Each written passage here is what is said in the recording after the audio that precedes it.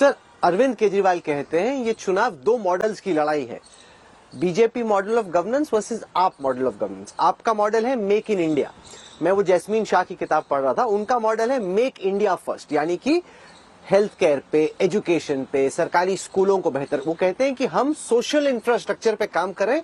BJP का ध्यान, क्योंकि बड़े बड़े आपके औद्योगिक दोस्त हैं, तो आपका ध्यान फिजिकल इंफ्रास्ट्रक्चर पे, क्योंकि इनसे उन कंपनियों को फायदा होता है। हम गरीबों को अच्छा स्कूल मिले, अच्छी शिक्षा मिले, अच्छा हेल्थ केयर मिले। हम make India first versus make in India, आप वर्सेस बीजेपी गवर्नेंस मॉडल। दो किस्म के मॉडल हैं। एक मॉडल है गवर्नेंस और दूसरा है आपदा का नॉन गवर्नेंस। इनके हेल्थ इंफ्रास्ट्रक्चर शर्म आएगी। इनके मेडिकल कॉलेजेस आप देख लीजिए, इनके हॉस्पिटल्स आप देख लीजिए।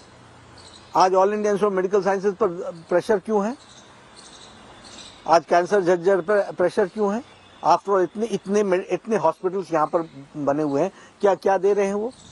Non governance. साधारण इमरजेंसी में पट्टी करने के लिए भी बैंडेज बाहर की दुकानों से खरीदना पड़ता है। नहीं, इसे मोहल्ला क्लिनिक में मिल जाता है। कहाँ मिलता है? मोहल्ला क्लिनिक की हालत क्या है? भ्रष्टाचार का अड्डा है। मैंने बताया ना कि 65,000 फेक टेस्ट हुए हैं, 300 करोड़ रुपए का घोटाला हुआ है। वो तो आई वॉश है।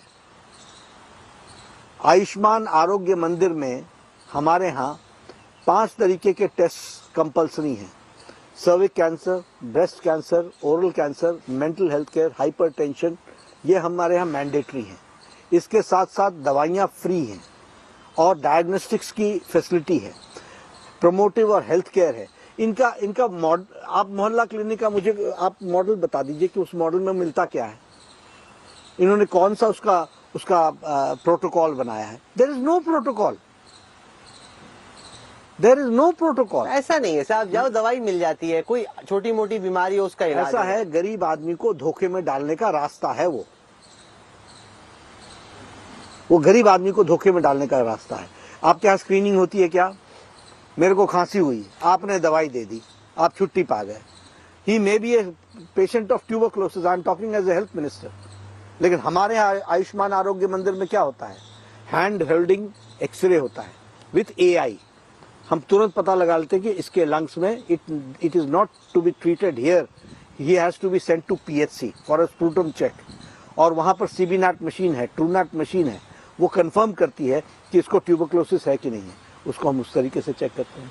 हम जब ओरल कैंसर की बात करते हैं, स्क्रीनिंग करते हैं, तो हम उसको बता देते हैं कि भैया ये जख्म साधारण जख्म नहीं है, ये कैंसर की तरफ जाएगा, तुमको इसके लिए इस CHC में जाना पड़ेगा। इनके यहाँ क्या है? ऐसा कोई प्रोटोकॉल है क्या? ये गरीब, और इसमें होता क्या है? आप ट्यूबरक्लोसिस में आप उनको रेजिस्टेंट ट्यूबरक्लोसिस पेशेंट बना रहे हो आप, क्योंकि वो दवाई 4 दिन खाता है, फिर बेचारा गरीब काम में चला जाता है। आप उसको नोटिफाई नहीं करते हो, क्योंकि आपके पास वो फैसिलिटी नहीं है कि आप नोटिफाई करें कि उसको ट्यूबरक्लोसिस है। वो नोटिफाइड होता नहीं है, वो 6 महीने दवा खाता नहीं है, वो रेजिस्टेंट ट्यूबरक्लोसिस पेशेंट के रूप में घूमता रहता है। तो यह तो गरीब आदमियों के साथ स्वास्थ्य में अन्याय है।